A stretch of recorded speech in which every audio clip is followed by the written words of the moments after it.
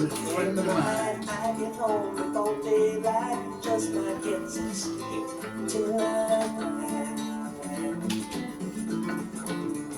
Ran into the devil, baby, lonely 20 pills. Spent the night in Utah in a fever in the hills. Set out running, but I take my time. A friend of the devil is a friend of mine. I get home before daylight, just might get some sleep tonight. I ran down to the levee, but the devil caught me there. He took my $20 bill and he vanished in the air. Sit down running, but take my time. A friend of the devil is a friend. Welcome to the channel, the Vinyl Junkies in a Digital Age. I'm Skelly, as you know, and our last review was the Doobie Brothers. We were getting a bit mellow after doing KK Priest the week before, and before that we did Iron Maiden at 50. And what a joy it was to do the Doobie Brothers album, and it got me thinking to classic albums that I mellow out to, that I bliss out to. And of course it got me thinking back to my Grateful Dead album. Now I did attempt to review once before of this album, but I really didn't give it justice. So I've decided to do a new review of it for you. I bought it on the picture disc in Empire Records in St Albans, and it was an absolute bargain, 15 quid. But a cautionary tale, every now and again you'll get a picture disc that doesn't play that well because they are a piece of paper sandwiched between two clear vinyl pressings, so the quality is compromised. But you go in with your eyes open knowing this is a picture disc. You're not going to get many plays out of it, if any. It's a collectible, it's something you can put on display. I've had this in a picture frame for quite a while, adorning our studio, and everybody that's ever come in here kind of looks around in wonder at all the weird stuff we've got going on, and they look at that and they go, wow, what's that? And of course it's the Grateful Dead, and it's the American Beauty album. Now I'm going to be the first to admit that a lot of Grateful Dead leaves me wondering why anybody bothers with them. I'm not lying. A lot of their studio albums are rambling, they lack focus, they might have one good track and then the rest of it is like a bit half-hearted, as if they can't be bothered. The live albums can be even worse. They're famous among their following, called the Deadheads, for long rambling jams that might go on for an hour. So they may only play 3 songs in a 2-hour set because some of them go on so long. And I've heard some of the live stuff and I just cannot get into it, and I think, what on earth do people see in the Grateful Dead? And yet they've been a San Francisco West Coast kind of band that have influenced so many people. They're held in such high regard, and in reviews in magazines their albums are always to the fore, you know, and you think, well, there's a lot of people love these guys, and some of their artwork is amazing, to be honest. Of course the Grateful Dead as was are long gone now, but in their heyday, as I say, they had a fanatical following that didn't seem to care how good or bad the Grateful Dead played, and mostly it was badly. They often fumbled around, and some of them even fell asleep on stage, I've been told. So I felt though that the Grateful Dead were a band I should like, and I should find something good about them, and I did. American Beauty is a really good album, and another album of theirs, I think it was the one before American Beauty, Working Man's Dead, is another really good album.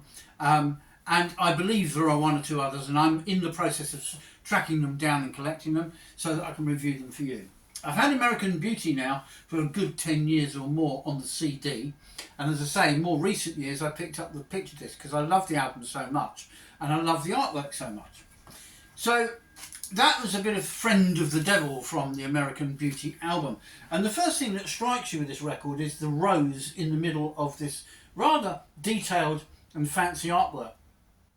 And the rose is the beauty, if you like, and around it is the Americana. So that's really what this album's about. And it's a very American sounding record. It's a kind of country folk bliss out with psychedelic edges. You'll know what I mean when you hear the album. And so, for me at least, it's one of the gems in the Grateful Dead's massive canon of stuff they've released. So the Grateful Dead were described by Lenny Kaye, who's a musician and a writer, as the band that touches ground that most other bands don't even know exists. Now, from my limited listening, as I said, I've explored a few Grateful Dead records and found most of them pretty mind-numbing, but of the ones I've liked, that describes them very well. They do seem to touch areas lyrically and in the complexity of their sound that other bands just don't bother with or don't know about. So originally the Grateful Dead, depending which source of information you come from, were either formed in 65, 1967 or 1968, and one wonders if the Grateful Dead themselves could ever remember. Musically, they're basically an improvisational fusion of blues, folk, jazz, country, bluegrass, rock and roll, and even, on occasions, a touch of reggae in their sound. Now, the lyrical themes are really what define the Dead. They're not a very sentimental band. They sing about American folklore, they sing about vice, gambling, murder, trains. They sing about animals, not necessarily the nicest of ones either. And they sing a lot about alcohol and drugs, things which they very much enjoyed to the max. And they come across a lot of the time as being psychedelic in their approach to their music. Improvisational covers part of it, but sometimes they're even capable of being progressive. And listening to albums like American Beauty, they were capable of far, far more musical dexterity than they ever achieved or displayed, in my view. You may disagree. The lineup of the band then, the archetypal lineup, it's difficult because they did change a lot and people died. Jerry Garcia was the main vocal and lead guitar player. Rob Weir, rhythm guitar and vocals. Ron McKerman was their keyboard and harmonica player, and I love it when you get harmonica on stuff. So does my wife, she loves harmonica. And his nickname, Ron McKerman that is, his nickname was Pigpen. That's a funny name, isn't it? Pigpen. Perhaps he kept pigs. Who knows? Phil Lesh was their bass and vocalist, backing vocalist. Bill Kreutzmann was the drums. And the following they have, the fanatical following of fans, they call themselves Deadheads. And they're attracted to the band because of their county-cultural values, their anti-establishment kind of take. I mean, they even do a track on Working Man's Day called Casey Jones. And you're probably thinking of that very kid-friendly, cuddly show where everything went wrong and then Casey came to the rescue in his steam engine. Yes, well, don't listen to the Grateful Dead's take on Casey Jones if you want to maintain that image, because they will blow it out of your mind, I'll tell you, literally. So, this album is American Beauty. Let's get a bit of track one, just to move things along. And in a moment, we're going to attempt to play something from the picture disc.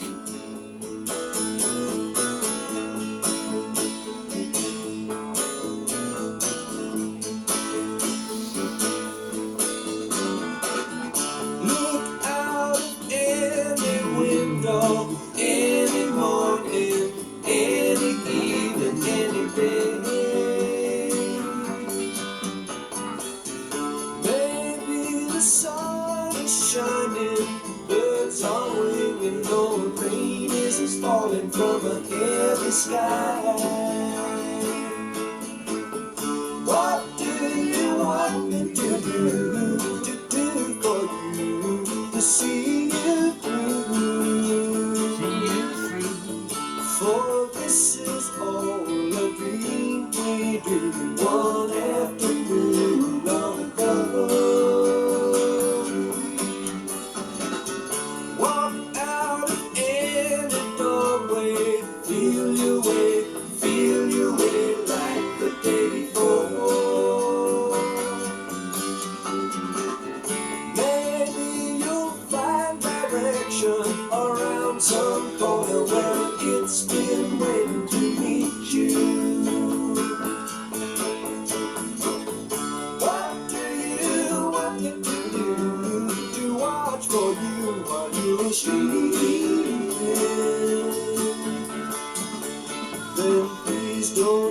be surprised when you pass me dreaming too.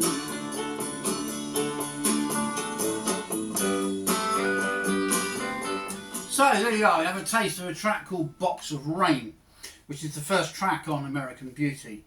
It's a folky, country, rich but mellow and very melodic song, as you heard. The intricacy of the song is up there with the Doobie Brothers, which we reviewed on the last video. The song is about relieving burdens, and we're told the Box of Rain refers to the earth, apparently.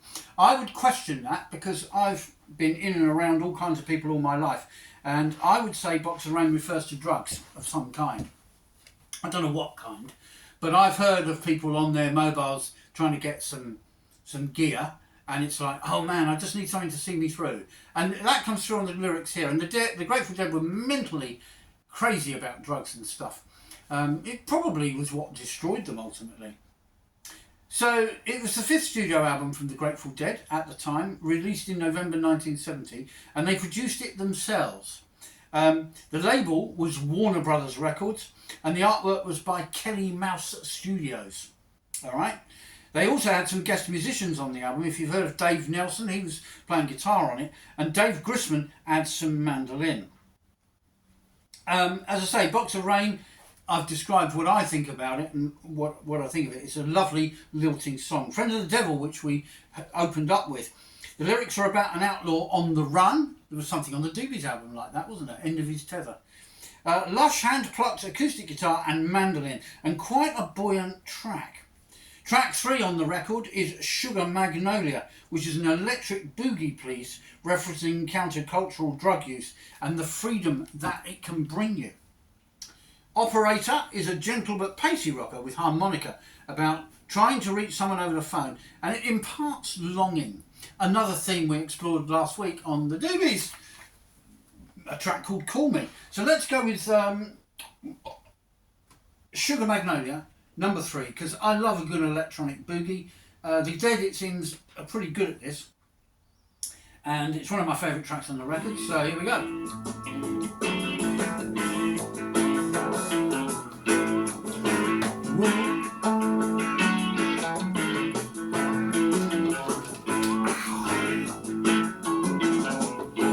Sugar Magnolia, blossoms blooming, that's all empty and I don't care. So my baby down by the river, who should have to come up soon for there.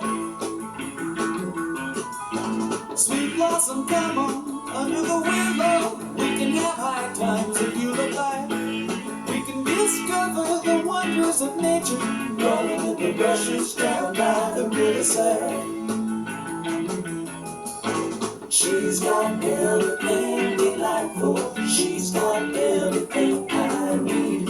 Takes the wheel when I'm seeing double, pays my ticket when I speak. So, Sugar Magnolia, to me, the untrained ear and not very knowledgeable on drug culture, I've got to be honest, it sounds to me like a reference to another drug. And certainly it's referencing countercultural drug use in the lyrics, so it is what it is, and this is what the Grateful Dead do best, it would seem. Operator is a gentle but pacey rocker, as we just said. That's got harmonica on it. I'm tempted to play it because I love harmonica, but I won't. And it's about trying to reach somebody on the phone, so as we said, it imparts this yearning, this, oh my gosh, where have you got to, you're so far away. Now I've got to check the sleeve of the picture disc because the tracks I've listed there are as they are on the CD. So that doesn't necessarily mean that the album is the same. Right, so we have the picture disc right here. We're going to attempt to play something from it now. I think I'm going to go for Candyman, the last track on side 1 of the record, which I believe to be the most colourful side. And I will try and line that up now. This sounds like a tender murder ballad to me, so we'll have a go at lining this one up and see if we can get it going. Candyman. Now, I'm going to get my trusty little flashlight, as Ramon likes to call it. I call it a torch, but there we are. I think I've got the track. I think I can see it quite clearly.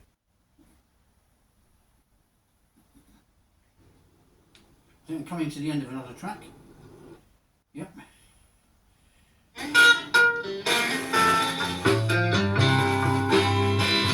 we go, look at that! It plays!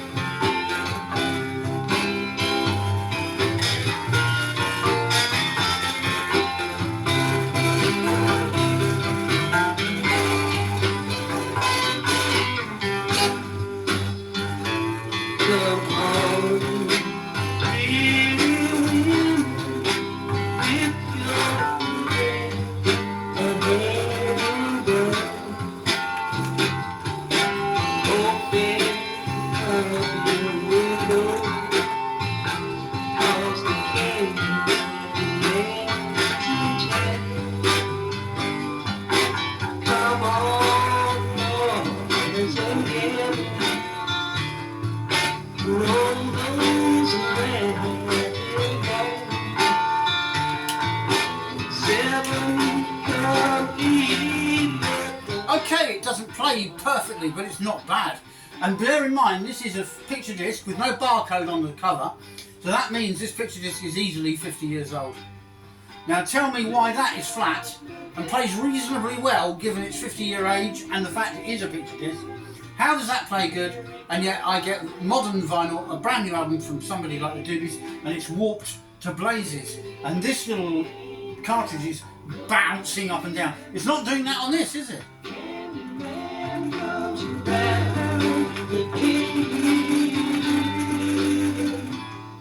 So the Candyman, there we are.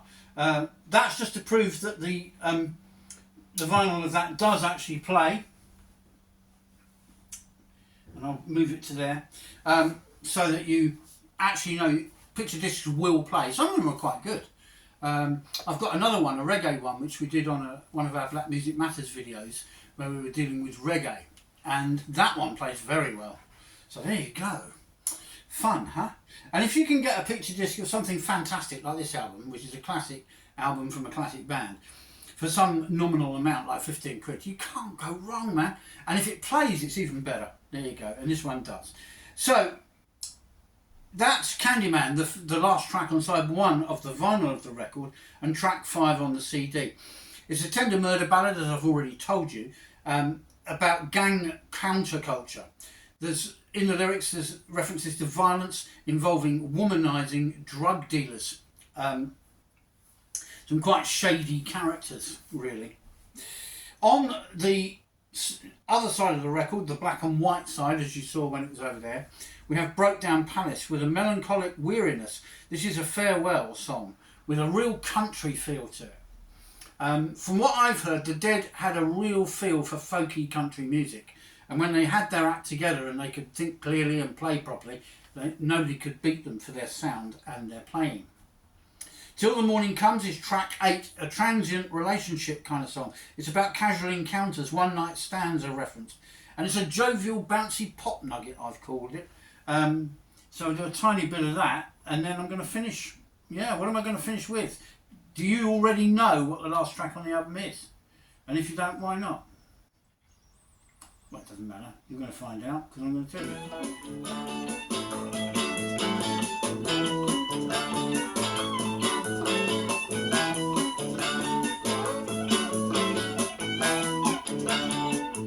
Till the morning comes, it'll do you fine. Till the morning comes, like a highway sign, showing you the way, leaving no doubt of the way on in or the way back down. Tell you what I'll do, I'll watch out for you. You're my woman now, make yourself easy. Make yourself easy, yeah. I mean, there's shades of the Eagles in there, isn't there? It's a fantastic album, as I said. I wouldn't recommend them as a band where you need to collect anywhere near all of their product. I think you'd find yourself spending lots of money and wondering why you bothered. Of all the criticisms I had of box sets, possibly Grateful Dead epitomise them. Boxes full of utter nonsense that goes on for hours. And, oh, it's a different mix. Is it? Can you tell? But when they were on form, like I say, brilliant. And this is a really good album. I strongly recommend it to you soft rock lovers, lovers of things like the Doobie Brothers as well, yacht rock, any of that genre of music that's easy on the ear, from the Eagles to the Long Riders. I've done them on my channel. This is stuff to enjoy. Track 9 is Attics of My Life. It's a reflective track, rich with massed harmonies, minimal backing. It's slow and melodic. A progression emphasises the power of the lyric. So the way the track progresses, the power of the lyric really comes through. Which is a recollection of memories, where he's saying the memories he has are the attics of his life. So he's got attics in his brain and different compartments. We're going to commence with our finisher now. I'm going to do it on the CD because it's safe. I don't trust that because I've got to flip it over as well. And I've seen some of the ripples on the other side. This is called Trucking.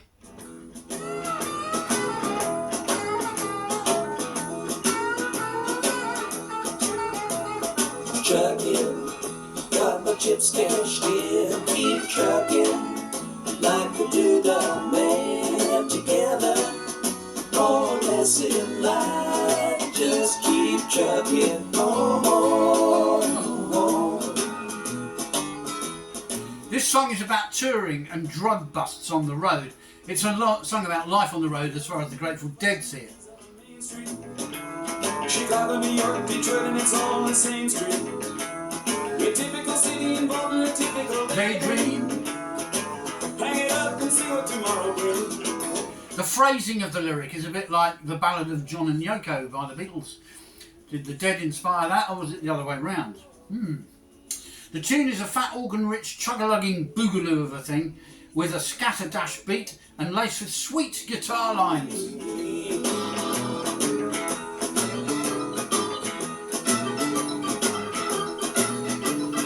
Most of the cats that you meet on the street speak of true love. Most of the time they're sitting and crying at home. One of these days they know they gotta get going. Out of the door and down to the street all alone. Trucking like the Doodah Man. Trucking like the Doodah Man. My conclusion on this album is an otherworldly album, and yet it has strangely accessible songs on it. All of the songs on this album are rich, harmonic and textured country folk rock. For laid back, peaceful, easy listening, very Eagles. Sometimes the lights all shining on me. The bass lines are sublime, and closer attention to these songs reveals a deceptively complex structure. Some of these songs are so well arranged, aren't they? And the arrangements in them also have psychedelic undertones.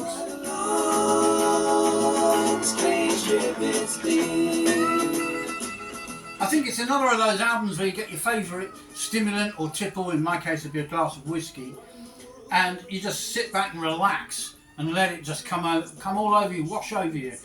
Great album. The songs can also feel very transcendental and therapeutic, I've found.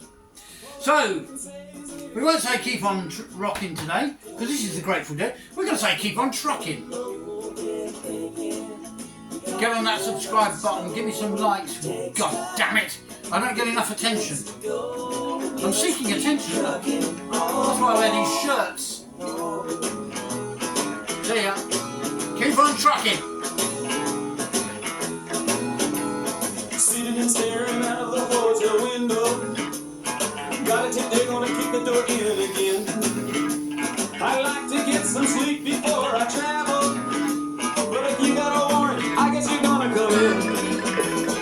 Busted down on Bourbon Street, set up like a folding pen, knocked down. It gets to wearing thin, it just won't let you be.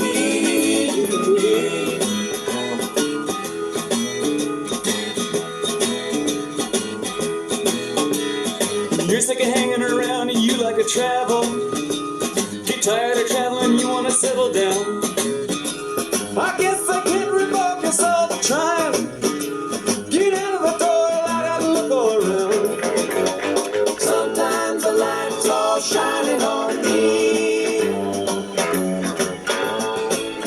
At times I can barely see. Lately it occurs to me, what a long, strange trip it's been.